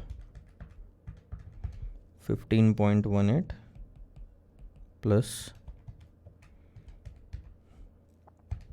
27.47, तो ये आ गया 42.65। बोलने का मतलब क्या है सर कि आपका एसएमए 42 की फिगर दे रहा था, ईएमए 42.65 की फिगर दे रहा है, उससे बेटर पिक्चर आपको प्रेजेंट कर रहा है एक्सपोनेंशियल मूविंग एवरेज। बस फॉर्मूला यही है। आपको क्या डिफ़िकल्टीज़ है इस फॉर्मूले को याद करने में? आपको इतना समझ में आना चाहिए कि 100% की प्रोबेबिलिटी को 2 हिस्सों में बांट दिया, एक एक्सपोनेंट और एक दूसरा बचा हुआ, ठीक है। करंट प्राइस जो रिसेंट में प्राइस खत्म हुई है उसको मेजर प्रोबेबिलिटी से मल्टीप्लाई कर देंगे एक सिंगल प्राइस को, और बाकी का जो पूरा ईएमए था, पुराना ईएमए बोलो, क्वेश्चन में दिया रहेगा, या फिर सिंपल ले लेना एवरेज उसका, उन सारी प्राइसेस को बाकी बचे हुए प्रोबेबिलिटी से मल्टीप्लाई करना है, आपका एक्सपोनेंशियल मूविंग एवरेज आ जाएगा। थोड़ा सा प्रैक्टिकल नॉलेज मैं आपको दे देता हूँ, आप ध्यान देना। ये वाली चार्ट पे, इस चार्ट में जो ग्रीन लाइन आपको दिख रही है वो है एक्सपोनेंशियल मूविंग एवरेज की, और जो रेड लाइन आपको दिख रही है वो है सिंपल मूविंग एवरेज की, ठीक है। अब आप थोड़ा सा ध्यान देंगे, हाँ, ग्रीन तो आपकी एक्सपोनेंशियल मूविंग एवरेज की है, रेड वाली आपकी सिंपल मूविंग एवरेज है, और ब्लैक वाली भी सिंपल मूविंग एवरेज है। अब अगर आप थोड़ा सा नोटिस करोगे तो, और ये जो दिख रहा है ना आपको डायग्राम में, ये है उस दिन के शेयर की एक्चुअल क्लोजिंग प्राइसेस। तो इससे आप अंदाजा लगाओ कि ग्रीन वाली लाइन उन क्लोजिंग प्राइसेस के बहुत नज़दीक है, ऑलमोस्ट जैसे वो प्राइसेस खत्म हो रही है वैसे ही ग्रीन लाइन भी आ रही है, ठीक है। बट ब्लैक और रेड लाइन उन प्राइसेस से काफी दूर है। यानी कि ब्लैक और रेड लाइन, एग्जांपल मैं बता रहा हूं, मान लो कि आप यहां पे इस पर्टिकुलर पॉइंट पे थे, इसका हमने वो निकालना है ना, चलो मैं पहले उसे सेव कर लेता हूँ और उसके बाद उस पर मार्किंग करता हूँ ताकि आपको एक आइडिया मिले। उसके बाद हम सर क्वेश्चन सॉल्व करेंगे। ध्यान देना, मान लो कि आप, ये मैं कहीं से भी एक लाइन खींच लेता हूँ, ठीक है। आप यहाँ पे हो, ये जो मैंने ब्लैक लाइन खींची है, चलो ब्लैक छोड़ दो, आप दूसरी कलर ही बदल देते हैं हम, क्योंकि इन्होंने सारा ब्लैक रेड और वो सब यूज़ करा है। मैं पिंक लाइन ले लेता हूँ। अब अब क्या मतलब निकलता है ये थोड़ा ध्यान देना कि ब्लैक वाली लाइन क्या बोलती है। ब्लैक वाली लाइन बोलती है कि कल प्राइस इतनी होगी, जो मैं ये मार्किंग कर रहा हूँ। रेड वाली लाइन बोलती है कि कल प्राइस इतनी होगी, और ग्रीन वाली लाइन बोलती है कि कल प्राइस इतनी होगी। आप बताओ एक्चुअल में प्राइस किसके नज़दीक ज़्यादा थी? ग्रीन वाली लाइन के नज़दीक ज़्यादा थी जब प्राइस गई। तो ये वाली है ना, ये जो ब्लैक छोटे छोटे आपको डायग्राम दिख रही है, वो उसका नाम आपको बाद में आपके सिलेबस में मिल जाएगा। तो ये वाली जो चीज़ें है, प्राइसेस, क्लोजिंग प्राइसेस, वो ग्रीन वाली लाइन के पास काफ़ी ज़्यादा है। इसका मतलब ईएमए जो है, एक्सपोनेंशियल मूविंग एवरेज, आपको बेटर पिक्चर प्रोवाइड करता है कि कल क्या प्राइस होगी instead of the simple moving average. यही हमारा पर्पज़ है। So all and all purpose यही है कि हम जो एस्टिमेट कर रहे हैं फ्यूचर को, वो बहुत अच्छे से एस्टिमेट कर पाए। इसलिए सिंपल मूविंग एवरेज या अरिथमेटिक मूविंग एवरेज के बजाय एक्सपोनेंशियल मूविंग एवरेज को हम इस्तेमाल करेंगे। और फ़र्क क्या है sir? Exponential moving average current prices को ज़्यादा वेटेज देता है, ना कि सारी प्राइसेस को सेम वेट देता है। ये वाला पार्ट आपका ख़त्म हुआ यहाँ पे। अब हम आते हैं हमारे प्रैक्टिकल पार्ट पे, जो हम सॉल्व करेंगे क्वेश्चन नंबर 1। थोड़ा ध्यान देना, क्वेश्चन नंबर 1 को मैं पढ़ता हूँ और उसके बाद आगे बढ़ेंगे सर। क्लोजिंग वैल्यू, आप भी आ जाओ अपने कंपाइलर के 3rd चैप्टर पे, security analysis. First question 8 marks का क्वेश्चन आता है इस पे। Closing value of BSc Sensex from 6th to 17th day of the month of January. आपको जो शेयर की प्राइसेस दी है वो है क्लोजिंग प्राइसेस दी हुई है हर दिन की। 6 तारीख से लेके 17 तारीख जो जनवरी का महीना था, कोई भी 2000 का साल ले लो जो इन्होंने दिया होगा। अब वो है BSc Sensex. Sensex is the index of Bombay stock exchange, ठीक है। तो सेंसेक्स 6 तारीख से 17 तारीख के बीच क्या क्या कहाँ कहाँ पे क्लोज हुआ, किस प्राइस पे क्लोज हुआ, वो आपको दिया हुआ है। 6 तारीख को थर्सडे था, थर्सडे को इतने पे क्लोज हुआ। फ्राइडे काम किया, सैटरडे संडे देख सकते हो, नो ट्रेडिंग, ठीक है। फिर मंडे, ट्यूसडे, वेनसडे, थर्सडे, फिर फ्राइडे, सैटरडे, संडे, तीनों दिन ट्रेडिंग नहीं थी। अब नॉर्मली तो सैटरडे संडे ही ऑफ होता है, फ्राइडे को हो सकता है कोई हॉलीडे आया होगा, पब्लिक हॉलीडे, इसलिए कोई ट्रेडिंग नहीं हुई। और उसके बाद सीधा मंडे को, तो आपको इतने दिन की क्लोजिंग प्राइसेस दी हुई है। आप थोड़ा ध्यान देना, क्वेश्चन क्या बोलता है। कंप्यूट करना है exponential moving average of Sensex during the above period. इसमें आप हर दिन पता लगाओ कि ईएमए क्या था। जिस दिन ट्रेडिंग नहीं हुई उस दिन का तो निकालने की ज़रूरत ही नहीं है, क्योंकि प्राइसेस पुराने दिन की ही काम आने। तो ये रहा आपका 1, 2, 3, 4, 5, 6 और 7 ट्रेडिंग डेज थे आपके पास में, ठीक है। ध्यान देना, the 30 days simple moving average of Sensex can be assumed as 30,000। मैंने बोला एक एसएमए या सिंपल मूविंग एवरेज या फिर स्टार्ट करने के लिए कोई तो मूविंग एवरेज का डेटा दिया रहेगा। यहाँ पे 30 डेज का मूविंग एवरेज का 30,000 वैल्यू आपको लेना है स्टार्ट करने के लिए। उसके बाद उन्होंने एक्सपोनेंट की भी फिगर दी हुई है, वो है 0.062। मैंने बोला ना आपको अगर याद होगा इस पूरे एग्जाम्पल में मैंने आपको ये तो बताया ही नहीं कि ई का कैलकुलेशन कैसे होता है 0.33। बहुत सिंपल है, स्टैटिस्टिकल टेक्निक है, थोड़ा सा याद रख लो और अपने कंपाइलर में भी लिख लो। It is nothing but 2 divided by n+1। n यानी कि नंबर ऑफ डेज। अगर आप 30 डेज का ईएमए निकालना चाहते हो, ध्यान देना, तो 2 डिवाइडेड बाय 30 + 1 31, ये तो 2 डिवाइडेड बाय 31 आएगा आपका 0.06। ठीक है, अब मेरे केस में मैंने क्या किया सर, मैंने सिर्फ 5 दिन का ईएमआई निकाला, मैंने सिर्फ 5 दिन का ईएमआई निकाला जो हमने एग्जाम्पल देखा था। तो 2 डिवाइडेड बाय 5 + 1, 2 डिवाइडेड बाय 6, 0.33 यहाँ से आया था वो 0.33, क्योंकि मैं 5 दिन का ईएमआई निकाल रहा था। अगर आप 30 डेज़ का निकालना चाहते हैं तो 31 डेज़ ले लोगे, 2 डिवाइडेड बाय 30 + 1। तो ये फॉर्मूला आप लिख के रख लो यहाँ पे, 2 डिवाइडेड बाय n + 1। अब आप अगर इसका टोटल करोगे, यानी कि 30 डेज़ के एक्सपोनेंट की ईएमआई अगर आपको निकालनी है, तो ईएमआई का एक्सपोनेंट अगर आपको निकालना है तो 2 डिवाइडेड बाय 30 + 1 कितना होता है, 2 डिवाइडेड बाय 31, ध्यान देना, 2 डिवाइडेड बाय 31 ये आता है 0.06452। आप बोलोगे सर यहाँ तो 0.062 लिखा है, वहाँ 0.06452 आ रहा है। मेरी बात को ध्यान से सुनो, एक्चुअल फिगर तो देखो 0.06452 ही है, उसमें आप कुछ नहीं कर सकते, फॉर्मूला भी यही है। अगर क्वेश्चन में ई की वैल्यू नहीं दी रही, बात को ध्यान से समझना, अगर क्वेश्चन में एक्सपोनेंट की वैल्यू नहीं दी रही तो फॉर्मूला से कैलकुलेट करो और वो 0.06452 लिखो। बट अगर दी हुई है तो क्वेश्चन को सवाल मत करो कि ये गलत है। अगर आप ये बोलोगे ना कि सर ये तो वैल्यू एक्सपोनेंट की क्वेश्चन में ही गलत दी है, मैं क्वेश्चन सॉल्व नहीं करता, मैं प्रोटेस्ट करूंगा, मैं धरने पे बैठ जाऊंगा, मेरे को मार्क्स चाहिए पूरे, नहीं पॉसिबल। समझो बात को, अगर कहीं कुछ भी लग रहा है आपको, बट क्वेश्चन को सवाल मत करो, उस फिगर को आप पहले लेके चलोगे। तो ऐसे टाइम पे अगर ये एक्सपोनेंट की वैल्यू दी हुई है तो इसको ही वैल्यू पकड़ो ई की और सॉल्व करो, ई इज इक्वल टू 0.062। नहीं दी होती तो हम फॉर्मूले से निकालते, बट फॉर्मूला याद रहना चाहिए। Provide detailed analysis on the basis of your calculation. ठीक है सर, करते हैं। 7 दिन तक ईएमआई निकालना है अपन को, हर दिन। पहले जब स्टार्ट करोगे तो 30,000 को प्रीवियस ईएमआई ले सकते हो, जब आप 6 तारीख को चालू करोगे, थर्सडे को। अब यहाँ पे पहले फॉर्मूला देख लो अपन ने क्या लिखा है। ईएमआई इज इक्वल टू, जो इंस्टीट्यूट, यहाँ मैं लिख देता हूँ, ये है ICAI, लिख लो यहाँ पे ऐसे मार्किंग करके। और ये फॉर्मूला कोई मयंक कोठारी ने थोड़ी लाया है, ये है main concept, conceptual formula is this. अब कॉन्सेप्ट से मैं आपको समझा दूंगा।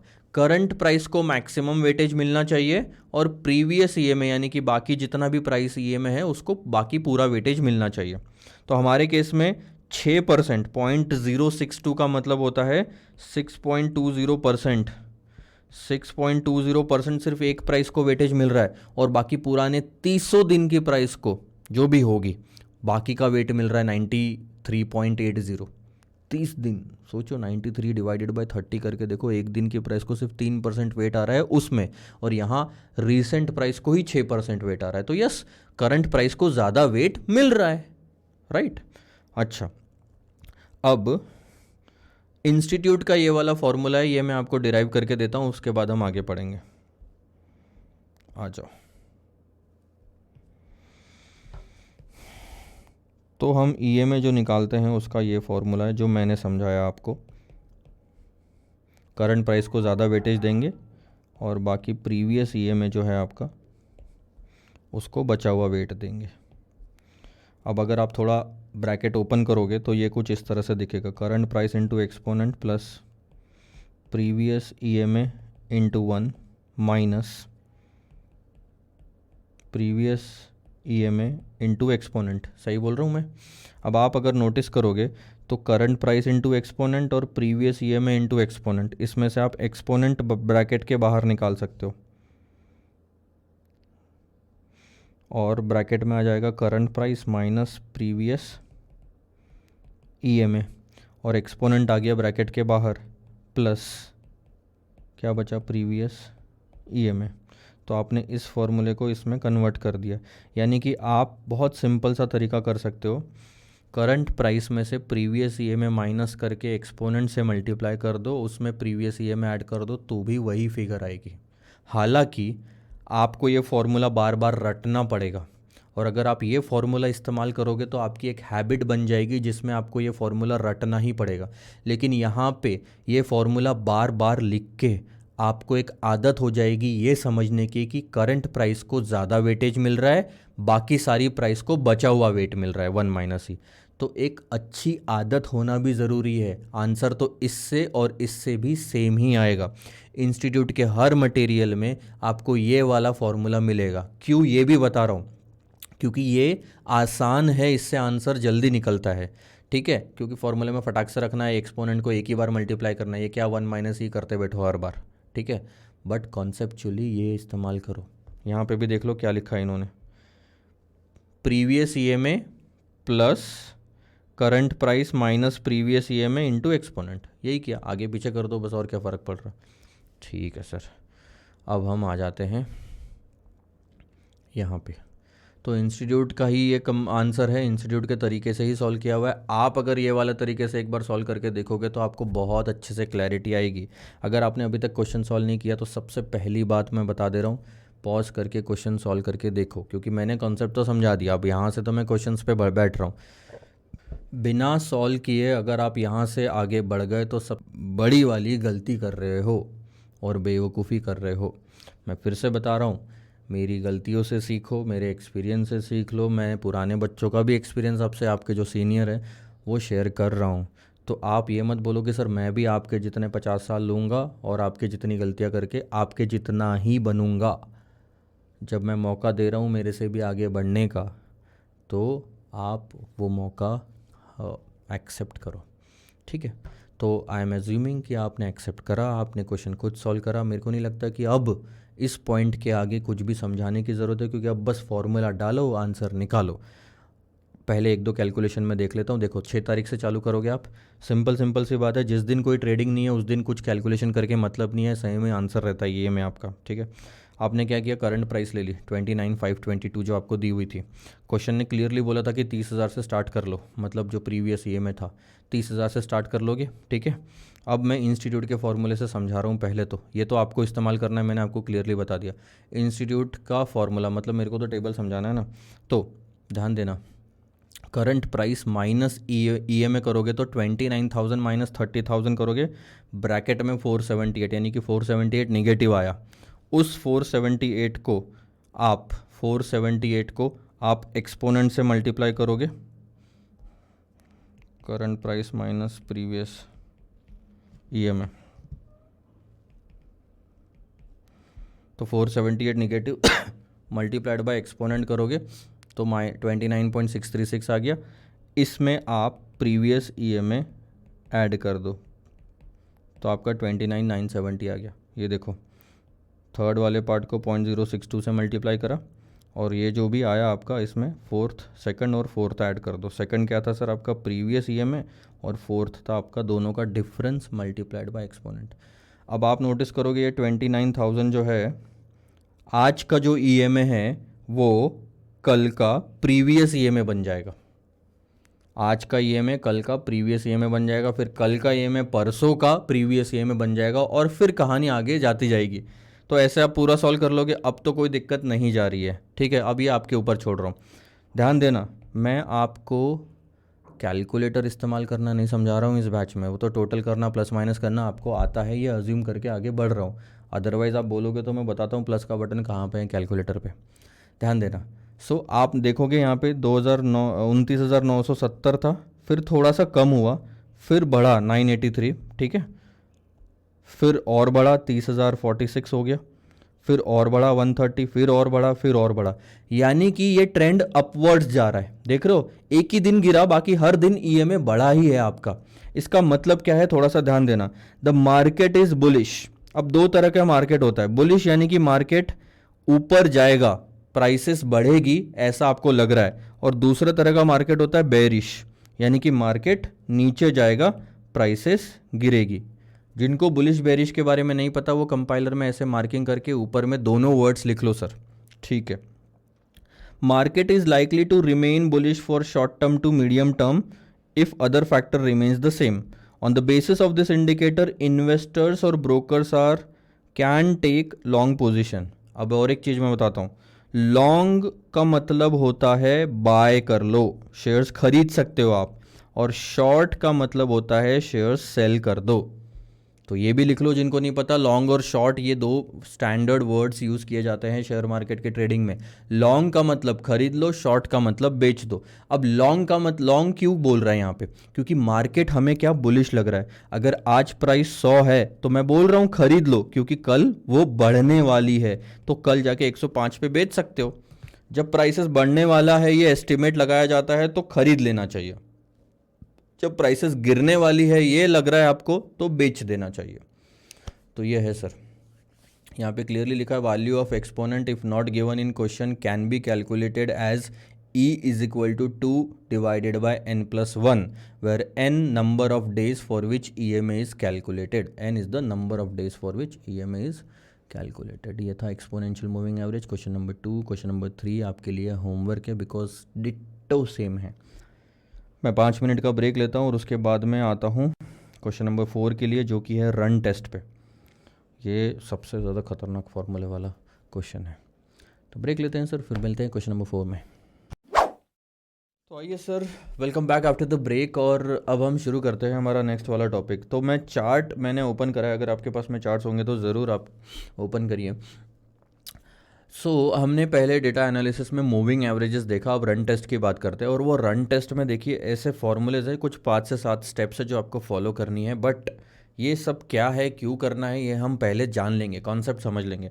उसके पहले आपको ये जानना ज़रूरी है कि मार्केट, जो शेयर मार्केट होता है, वो इनएफिशिएंट भी होता है, इफ़िशिएंट भी होता है। नॉर्मली तो प्रैक्टिकली इफ़िशिएंट होता है। मार्केट इनएफिशिएंट कब कहलाता है, मतलब बेकार मार्केट है यार। क्या मतलब है ऐसे मार्केट में ट्रेड करके, जब मैं अंदाज़ा आसानी से हर कोई अंदाज़ा लगा ले पा रहा है कि कल क्या प्राइस होने वाली है। एग्जाम्पल के तौर पे बताता हूँ मैं आपको।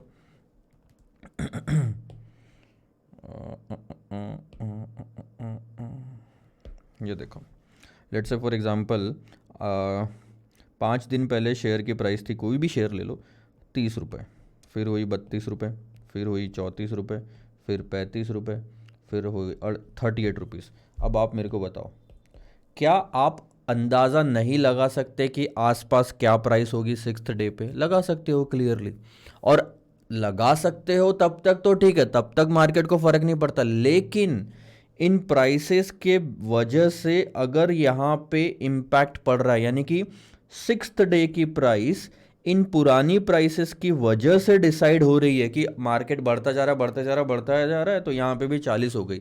ये 40 रुपीज़ की जो प्राइस है, अगर वो पास्ट प्राइसेस को देखते हुए अगर आई है वहाँ पे, तो मार्केट इनएफिशिएंट है, क्योंकि ये अंदाज़ा हर कोई लगा लेगा, हर कोई बाय करना चाहेगा, क्योंकि मार्केट बढ़ता जा रहा है।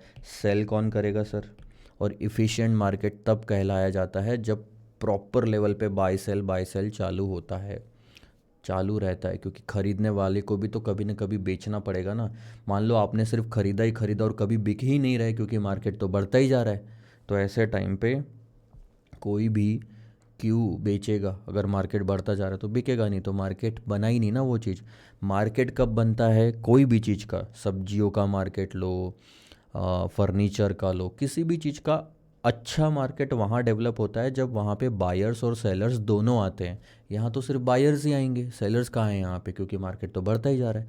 तो इसे इनएफिशिएंट मार्केट कहते हैं। ठीक है, तो मार्केट या तो इफ़िशिएंट होगा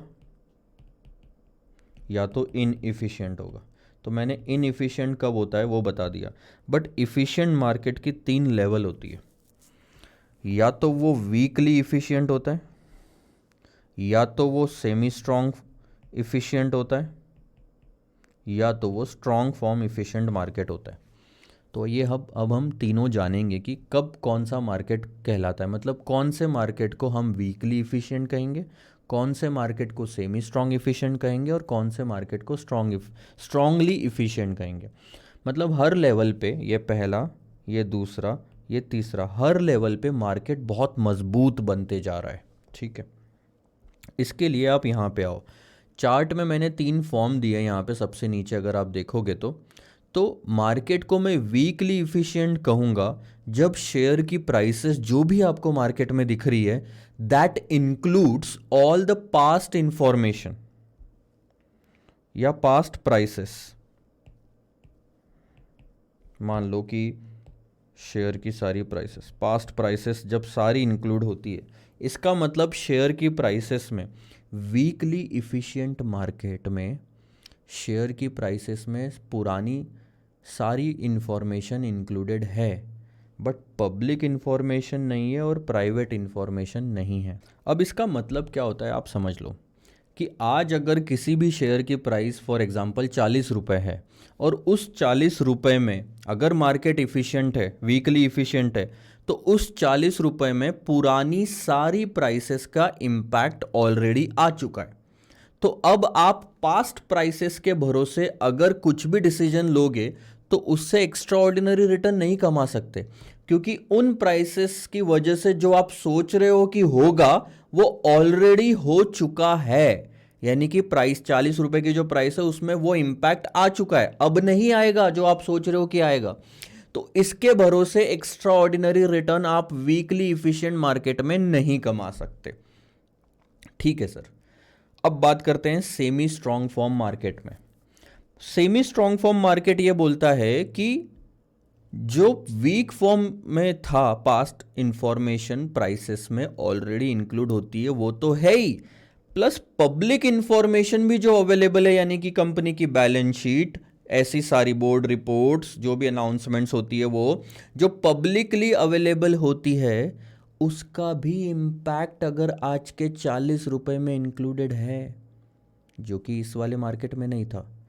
मतलब अगर बैलेंस शीट के प्रॉफिट से अगर मार्केट में शेयर की प्राइस बढ़ने वाली है, वो बढ़ चुकी है अगर 40 रुपए में, तो अब इस इंफॉर्मेशन के भरोसे इन्वेस्टर क्या डिसीजन लेगा? इन्वेस्टर को लगेगा प्रॉफिट है, बैलेंस शीट में देख के मार्केट में शेयर की प्राइसेस बढ़ेगी, वो खरीद लेगा, लेकिन उससे शेयर की प्राइसेस नहीं बदलती क्योंकि वो ऑलरेडी 40 रुपए में आ चुकी है, बढ़त जो भी होनी थी वो आ चुकी है। तो अब ऐसे मार्केट को सेमी स्ट्रॉन्ग फॉर्म मार्केट कहते हैं, और ऐसे मार्केट में पास्ट प्राइसेस के भरोसे या पब्लिक इंफॉर्मेशन के भरोसे आप एक्स्ट्रा ऑर्डिनरी रिटर्न नहीं कमा सकते। तो जितना भी मैंने टिक किया है ना, यहाँ पे क्लियर समझो कि जहाँ भी टिक किया है उस इंफॉर्मेशन के भरोसे इस मार्केट में कोई भी एक्स्ट्रा ऑर्डिनरी रिटर्न नहीं कमा सकता। स्ट्रॉन्ग फॉर्म की बात करते हैं। स्ट्रॉन्ग फॉर्म ये बोलता है कि भाई देखो, शेयर की जो 40 रुपये आज प्राइस है ना, अगर उसके अंदर पास्ट प्राइसेस का भी इम्पैक्ट आ चुका है, पब्लिक इन्फॉर्मेशन का भी इम्पैक्ट आ चुका है, और कुछ इन्फॉर्मेशन जो अभी तक मार्केट में आई भी नहीं है, उसे प्राइवेट इन्फॉर्मेशन कहते हैं, इनसाइडर ट्रेडिंग जिसे हम कहते हैं, इनसाइडर इन्फॉर्मेशन, उसका भी इम्पैक्ट अगर 40 रुपये में आ चुका है, जो कि प्रैक्टिकली पॉसिबल नहीं है, तो उस मार्केट को बोलते हैं स्ट्रॉन्ग फॉर्म मार्केट। मतलब इसमें तो अब कोई स्कोप ही नहीं बचा कि कहीं से कोई मैनिपुलेट कर सकता है शेयर की प्राइसेस को, नहीं कर सकता। तो ऐसे टाइम पे आपके पास कोई भी इंफॉर्मेशन हो, आप एक्स्ट्रा ऑर्डिनरी रिटर्न नहीं कमा सकते सर। स्ट्रॉन्ग फॉर्म में तो एक्स्ट्रा ऑर्डिनरी रिटर्न कमाना बहुत ही मुश्किल हो गया अब, क्योंकि सारी इंफॉर्मेशन का पास्ट, पब्लिक और प्राइवेट का इम्पैक्ट 40 रुपये में आ चुका है, जो भी आज की शेयर की प्राइस दिख रही होगी। तो इस मार्केट में एक्स्ट्रा ऑर्डिनरी रिटर्न आप नहीं कमा सकते। तो सेमी स्ट्रॉन्ग मार्केट में मैं एक्स्ट्रा ऑर्डिनरी रिटर्न कब कमा सकता हूं सर? जब मेरे पास में कोई प्राइवेट इंफॉर्मेशन हो कि कल, ध्यान देना, कल कंपनी अपनी एनुअल रिपोर्ट अनाउंस करेगी और उसमें बहुत बढ़िया सा प्रॉफिट होगा।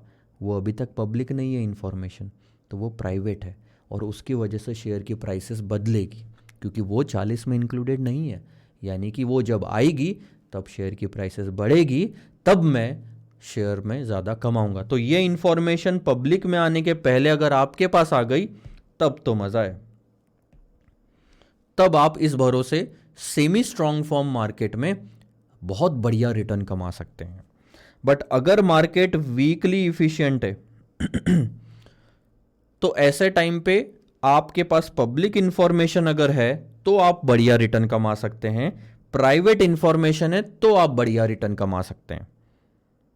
कब नहीं कमा सकते? जो टिक किया है वो, उस भरोसे नहीं कमा सकते उस मार्केट में। और कब कमा सकते हो? जब जो मैंने एस्ट्रिक मार्क किया है उस भरोसे उस मार्केट में कमा सकते हो रिटर्न।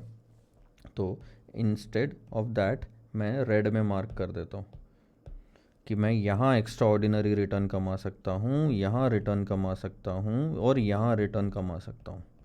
बाकी केसेस में मैं रिटर्न एक्स्ट्रा ऑर्डिनरी रिटर्न तो मिलेगा, मैं बहुत बढ़िया रिटर्न की बात कर रहा हूँ, वो नहीं कमा सकते सर। तो सर ऐसे टाइम पे हम शेयर क्यों खरीदे? अरे बोलने का मतलब यही तो, एक्स्ट्रा ऑर्डिनरी नहीं कमा सकते हो आप, लॉन्ग टर्म तक शेयर खरीदो। पास्ट परफॉर्म किसी भी मार्केट में लॉन्ग टर्म तक रहोगे तो बेसिक रिटर्न तो मिलेगा ही, जो सबको मिलता है, भले ही वो नेगेटिव हो पॉजिटिव हो, वो तो मिलेगा ही। तो अब हम बात करते हैं sir weak form of market efficiency कैसे पता लगाते हैं। मतलब कैसे पता लगाना है कि past prices are independent of the current prices, या फिर मैं उल्टा बोल रहा हूं, current prices are independent of the past prices. कि पास्ट प्राइसेस के भरोसे करंट प्राइसेस डिसाइड नहीं होगी भाई, क्योंकि मार्केट वीकली इफिशिएंट है। तो इसके 3 टेस्ट है। हम क्या देखेंगे? सिर्फ वीकली इफिशिएंट मार्केट के 3 टेस्ट देखेंगे। अब आप आओगे अपने इंस्टीट्यूट के मटेरियल में और पेज नंबर 3.30 निकालोगे आई थिंक।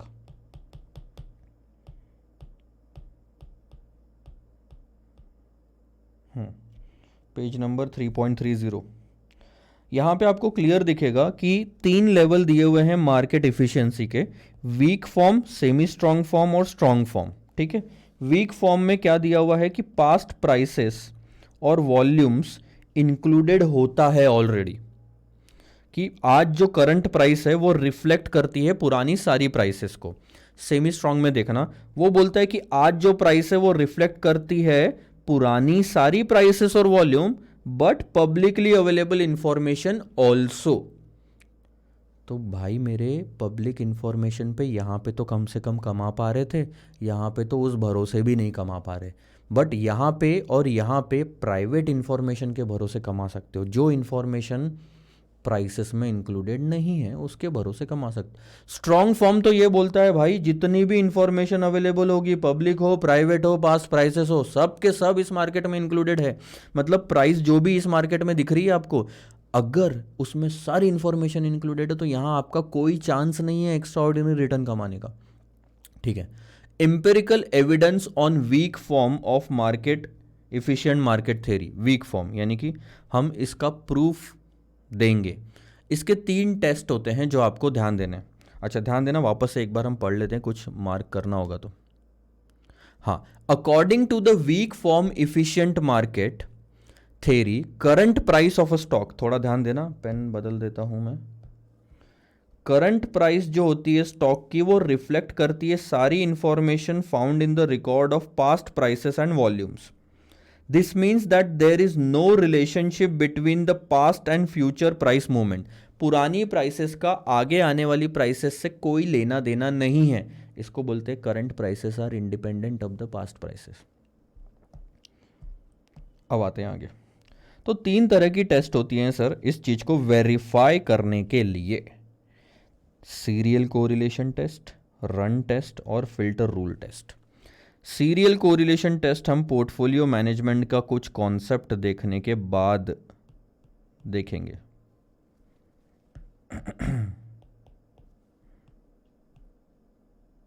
यह है क्वेश्चन नंबर 5 जो रिसेंटली एग्जाम में पूछा गया था। इसके बाद अभी जो हम देखेंगे वो है सर रन टेस्ट, और एक है फिल्टर रूल टेस्ट। इसका भी मोटा मोटा मैं आपको एग्जाम्पल तो इस चैप्टर में नहीं है, बट पोर्टफोलियो मैनेजमेंट वाले चैप्टर में है। तो जब हम वो क्वेश्चन देखेंगे सीरियल कोरिलेशन वाला और फिल्टर रूल वाला या कॉन्सेप्ट पढ़ेंगे, तब मैं इनके बारे में बताऊंगा। अभी मैं सिर्फ रन टेस्ट पे फोकस कर रहा हूँ। तो ये 2 चीज़ें पेंडिंग है, याद दिलाने की ज़रूरत नहीं पड़ेगी, जब आएगा तब अपने आप हम इसके बारे में डिस्कस करेंगे। तो फिलहाल रन टेस्ट पे चलते हैं सर। ये रहा रन टेस्ट। रन टेस्ट का एक एग्जाम्पल है और कुछ थोड़ा सा फॉर्मूला है जिसके डीप में हम अभी नहीं जाएंगे, तो फॉर्मूला सीधा सीधा उठाएंगे, हाँ मतलब समझ लेंगे कि होता क्या है। अब यहाँ पे देखो, यहाँ पे ना हमें प्लस माइनस का साइन देना पड़ता है। ये क्या होता है अब हम क्वेश्चन के साथ देखेंगे सर, सॉल्व भी कर लेंगे साथों साथ और देख भी लेंगे। क्वेश्चन नंबर 4 पे आएंगे, ध्यान दो। The closing value of Sensex for the month of October 2017 is given below. 1 तारीख से लेके आगे जितने भी ट्रेडिंग सेशंस हो रहे हैं उस दिन सेंसेक्स की क्लोजिंग वैल्यू आपको दी हुई है। 1 तारीख के बाद 2 को छुट्टी होगी तो 3 तारीख, 4, 5, 6, 7 को छुट्टी है, फ्राइडे सैटरडे आया होगा तो 8, 9 ऐसे करके प्राइसेस दी हुई है और क्लोजिंग प्राइसेस भी दी हुई है, ठीक है। अब थोड़ा ध्यान देना आगे क्या दिया हुआ है। Analyse the weak form, weak form हमें पता करना है। इसका मतलब क्या हुआ, पहले तो यहाँ समझ लो कि आपको पता क्या करना है। आपको ये कंफर्म करना है कि पास्ट प्राइसेस का, इतनी जो प्राइसेस टेबल में दी है, आगे आने वाली प्राइसेस पे कोई इम्पैक्ट नहीं पड़ता। करंट प्राइसेस और the future prices are independent of the past prices, ये प्रूव करना है बाय अप्लाइंग। अब ये 3 रूल से, 3 जो मेथड्स है हमारी, उससे प्रूव होता है। बट क्वेश्चन क्लियरली बोल रहा है कि रन टेस्ट अप्लाई करो आप। कोरिलेशन टेस्ट छोड़ दो, फिल्टर रूल टेस्ट भी छोड़ दो, रन टेस्ट लगा के बताओ कि मार्केट वीकली इफिशिएंट है या नहीं है, ठीक है। इसका मतलब पास्ट प्राइसेस करंट प्राइसेस या फ्यूचर प्राइसेस के इंडिपेंडेंट है या डिपेंडेंट है। उसके बाद एट 5%, ध्यान देना, at 5% and 10% level of significance. Significance level याद है आपको, रिस्क मैनेजमेंट में देखा था, उसका उल्टा जो परसेंटेज बचता है, यानी कि 95% कॉन्फिडेंस लेवल, यहाँ पे 90% confidence level. Using 18 degrees of freedom. अब इसके लिए होता है एक टी टेबल, जैसे हमारे पास उसमें जी टेबल था, यहाँ पे टी टेबल होता है। Don't go deep into that, statistics का पार्ट है। इसकी वैल्यूज़ यहाँ पे दी हुई होगी। Note that value of T at 5% is 2.101। T table में आपको क्या करना है पता है, लेवल ऑफ सिग्निफिकेंस और डिग्रीज ऑफ फ्रीडम देखना है। तो 5% के लेवल ऑफ सिग्निफिकेंस पे 18 डिग्री फ्रीडम देखोगे तो 2.101 मिलेगा उस टेबल में। वैसे ही 10% level of significance 18 degrees of freedom पे देखोगे तो 1.734 मिलेगा। तो क्वेश्चन आपको 2 बार टेस्ट करने बोल रहा है, क्योंकि नाम ही टेस्ट है तो हम टेस्टिंग करके देख रहे हैं। और टेस्टिंग हम कितने भी परसेंटेज पे कर सकते हैं, हमारा जैसे एनालिसिस होना चाहिए। क्वेश्चन क्लियरली बोल रहा है 5% पे भी करो, 10% पे भी करो। तो हमारे पास 2 फिगर है, ठीक है। इतना हो गया क्लियर। अब आप स्टेप्स देखिए क्या है।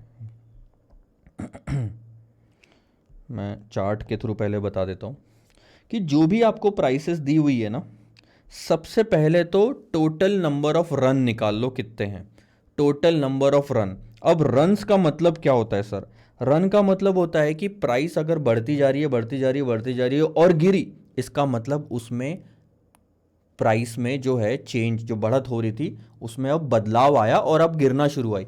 तो जहां पे भी ट्रेंड बदल रहा है, अपवर्ड जाते जाते नीचे आ रहा है या नीचे जाते जाते ऊपर जा रहा है, तो जब ट्रेंड बदल रहा है तो वो एक रन कहलाता है, ठीक है। अब ध्यान देना, जैसे ये मैं अब ऐसे डायग्राम निकाल रहा हूँ और फिर मान लो ऐसे गया, फिर ऐसे गया, फिर ऐसे गया, फिर ऐसे गया, तो यहां रन नहीं आता सर, ध्यान देना, वो पॉइंट पे रन नहीं आता। रन यानी कि पूरा ये पार्ट, 1 रन, ये 2 रन, ये 3 रन, ये 4 रन, ये 5 रन, यानी कि पूरा सीरीज स्टार्ट से लेके एंड तक। तो ऐसे कितने रन हो रहे हैं अगर हम डायग्राम निकाले तो ये हमें निकालना है। जहां पे भी प्राइस ब्रेक हो रही है वहां पे 1 रन खत्म हो जा रहा है, ठीक है। उसके बाद आपको यह पता लगाना है कि कितनी बार प्राइसेस बढ़ी है, पॉजिटिव प्राइस चेंज, यानी कि 30 थी तो 32 हो गई, कितनी बार बढ़ी है टोटल, कितनी बार प्राइसेस ऊपर गई है, तो N1 लिखोगे उसको, that will be denoted by N1। जितनी बार प्राइसेस गिरी है उसे आप N2 डिनोट कर दो। तो ये हो गई पहली 3 steps, total number of run n1 n2। उसके बाद दो चीजें और निकालनी है, मीन और स्टैंडर्ड डेविएशन। म्यू और स्टैंडर्ड डेविएशन जी टेबल में आपने देखा था ना। अब ये फॉर्मूला दिया है, इस पे हम ज़्यादा वेटेज नहीं देंगे, डीप नहीं जाएंगे, इन्हीं फॉर्मूला को इस्तेमाल करके मीन और स्टैंडर्ड डेविएशन निकाल लेंगे। उसके बाद इस मीन और स्टैंडर्ड डेविएशन के भरोसे लोअर और अपर लिमिट निकालेंगे, ये है रेंज। सो लोअर और अपर लिमिट के लिए mu minus T into standard deviation, mu plus T into standard deviation, यह है फॉर्मूला, जहां पे T is the value of T at different level of significance, जो कि क्वेश्चन में दिया हुआ है। तो अल्टीमेट पर्पस देखो ये है, lower limit upper limit. Let's say for example total number of run आता है 8 मान लो, ठीक है, और लोअर लिमिट हमारी आती है 6 और अपर लिमिट हमारी आती है 10। आखिरी में क्या होगा मैं बताता हूँ। आखिरी में हम पहली वाली स्टेप को आखिरी की दो स्टेप से कंपेयर करेंगे और ये पता लगाएंगे कि क्या 8 6 और 10 के बीच में आता है, इस रेंज में आता है। अभी अगर मैंने जो फिगर दी उसके हिसाब से तो आता है, 6 और 10 के बीच में ही तो 8 आता है। तो अगर है, इसका मतलब मार्केट वीकली इफिशिएंट है, यानी कि पास्ट प्राइसेस का करंट प्राइसेस से कोई लेना देना नहीं है। जो हम कह रहे थे वही है। लेकिन अगर ये नंबर ऑफ रन आ गया आपका 5, तो अब ना लोअर लिमिट और अपर लिमिट के रेंज में नहीं आ रहा 5, 6 और 10 के बीच आता है क्या 5? नहीं। इसका मतलब मार्केट वीकली इनएफिशिएंट है, पास्ट प्राइसेस के भरोसे करंट प्राइसेस डिपेंड कर रही है, यानी कि कोई भी अंदाजा लगा सकता है कि आगे क्या प्राइस होने वाली है, जो कि गलत है, तो इनएफिशिएंट कहलाया जाएगा। ठीक है, तो ऐसे में बस हमारा पर्पज़ है प्रूव करना कि वीकली इफिशिएंट है कि नहीं। इसका मतलब हमारा पर्पज़ है ये प्रूव करना कि पहली स्टेप 6वीं और 7वीं स्टेप के बीच में आ रही है या नहीं। आइए सर, बहुत कम चांसेस है ये क्वेश्चन पूछा जाएगा, बट पूछ लिया तो उसका कुछ कर नहीं सकते, तो एक दो बार पढ़ के आगे बढ़ जाओ। देखो तो सबसे पहले तो हमने प्राइस चेंज निकाला, ध्यान देना। पहली प्राइस है तो उसके भरोसे तो बोलोगे नहीं कि बढ़ी कि गिरी, इसलिए कुछ भी नहीं लिखा हमने, देखो यहाँ पे, ठीक है। बाद में 2800 से आपने ध्यान दिया होगा प्राइस गिरी तो हमने नेगेटिव साइन दिया, फिर 80 से 95 गई यानी प्राइस बढ़ी तो पॉजिटिव साइन दिया, फिर 795 से 830 गई तो प्राइस बढ़ी तो पॉजिटिव साइन दिया। अब प्रीवियस प्राइस से अगली प्राइस बढ़ रही है तो पॉजिटिव साइन दो, गिर रही है तो नेगेटिव साइन दो, और इस तरह से पूरा टेबल कर लो कंप्लीट। अब ध्यान देना, अब यहाँ से आपका तीन इंफॉर्मेशन निकलेगा लास्ट कॉलम से, आर, N1 और N2। आर मतलब जहाँ पे प्राइस चेंज हो रही है, देखो नेगेटिव चालू हुआ ये एक पहला रन, ये पूरा का पूरा दूसरा रन, क्योंकि पॉजिटिव पॉजिटिव उसके बाद ट्रेंड बदल गया, ये तीसरा रन, फिर ट्रेंड बदल गया। अब ध्यान देना, ये पूरा आपका चौथा रन है, आया समझ में। इसके बाद ये 5वां रन, ये 6वां रन, ये 7वां रन और ये 8वां रन। टोटल रन कितने हो गए आपके 8। ध्यान देना, टोटल ऑफ प्राइस चेंजेस यानी नंबर ऑफ रन कितने 8। इसके बाद आप N1 यानी कि कितने पॉजिटिव चेंजेस हैं ये निकाल लो। 1 2 जहाँ जहाँ है, 3 4 5 6 7 8 9 10 11। इसके बाद आप निगेटिव वाले निकाल लो, जहाँ जहाँ निगेटिव है, 1 2 3 4 5 6 7, और कहाँ है निगेटिव, कहीं मेरे से छूट रहा, ये रहा पहला वाला 8। तो ये आ गया आपका R, N1 N2। कितनी आसान प्रोसेस है, पहले 3 स्टेप तो बहुत आसान हुए, चौथा 5वां स्टेप ही सबसे डिफिकल्ट है। First step, second step, third step, यह है फोर्थ स्टेप। म्यू का formula 2 into N1 N2 divided by N1 plus N2 plus 1। Formula याद करना पड़ेगा सर। N1 कितना था 11, N2 कितना है 8, तो ये हो गया 2 इंटू 11 इंटू 8 डिवाइडेड बाय दोनों का टोटल। पहले तो इन दोनों को प्रोडक्ट लेके 2 से मल्टीप्लाई कर दिया, यानी कि डबल कर दिया, इन दोनों के प्रोडक्ट को डबल कर दिया, डिवाइडेड बाय इन दोनों के सम कर दिया और उसमें एक ऐड कर दिया, तो आ गया 10.26। ये हो गया आपका मीन। इसके बाद स्टैंडर्ड डेविएशन की बात कर रहा हूँ सर मैं, ध्यान देना। इसके बाद स्टैंडर्ड डेविएशन वाला ये फॉर्मूला है, ये थोड़ा सा काट देना यहाँ पे, मतलब ये प्रिंटिंग मिस्टेक है, नहीं तो आप उसको फॉर्मूला समझ बैठोगे। मैं यहाँ पे लिख लेता हूँ, ठीक है। सो अब क्या है, वही N1 N2 के अलावा और कुछ है ही नहीं फॉर्मूले में। आप फॉर्मूले में रखो और आगे बढ़ो, थोड़ा याद करना पड़ेगा सर, मतलब वो प्रैक्टिस से ही आएगा आपको। तो ये आया आपका स्टैंडर्ड डेविएशन 2.06। अल्टीमेटली ये फिगर हमारे काम आई।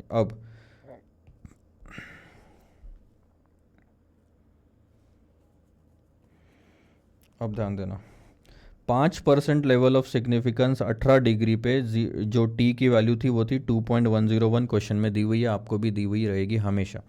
Lower limit is mu minus T into standard deviation, upper limit is mu plus T into standard deviation. थोड़ा देख रहे हो। सो 10.26 आपका म्यू था, माइनस 2.101 प्लस 2.101 इंटू 2.06, 2.06, तो ये आपका आ गया अपर और लोअर लिमिट। अब आप बताओ आपके नंबर ऑफ रन कितने थे? 8। क्या ये 8 5 और 14 के बीच आ रहा है? यस सर आ रहा है। आप अपना टेस्ट और बदल के देखो, 10% पे चेक करो, तो आपका आंसर आएगा 6 और 13। क्या 8 6 और 13 के बीच आ रहा है? यस सर आ रहा है। हमने 2 बार टेस्टिंग करी और हमारा नंबर ऑफ रन इन दोनों के बीच आ रहा है। इसका मतलब as sin R lies between these limit, hence the market exhibits weak form of efficiency, यानी कि मार्केट वीकली इफिशियंट है, अदरवाइज हम बोलते हैं इनएफिशिएंट है। ठीक है, कहानी खत्म। कितना डिफिकल्ट था, सिर्फ 2 चीज़ें याद करनी है, फॉर्मूला म्यू का और स्टैंडर्ड डेविएशन का, अदरवाइज रन टेस्ट का कॉन्सेप्ट आपको समझ गया कि हम कब बोलेंगे कि मार्केट इफिशिएंट है, कब बोलेंगे मार्केट इनएफिशिएंट है।